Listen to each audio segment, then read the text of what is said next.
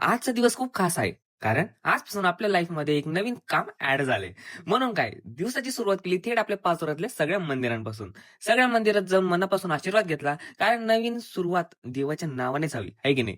आशीर्वाद घेऊन थेट आलो शूटला. आपल्याला एक रांगोळीची ऑर्डर होती. पाचोऱ्यात सुरू झालंय नवीन हॉस्पिटल. तर काय आपल्याला काम दिलं होतं रांगोळी काढायचं. आणि गोष्ट अशी आपल्याला माऊली स्टुडिओवाले पण तिथे हजर होते.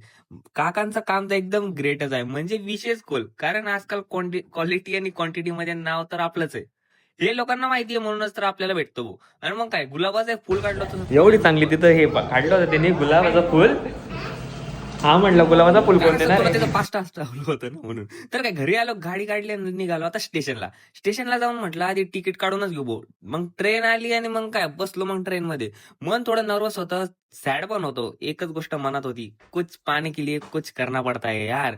शेवटी काय पोहोचलो जळगावमध्ये, पकडली रिक्षा आणि आपण आपल्या कामाच्या ठिकाणी पोहोचलो. हा होता माझा आजचा प्रवास. तर तुम्हाला आजचा ब्लॉग कसा वाटला कमेंटमध्ये नक्कीच सांगा आणि माझ्या चॅनलला फॉलो करायला विसरू नका. चला बाय.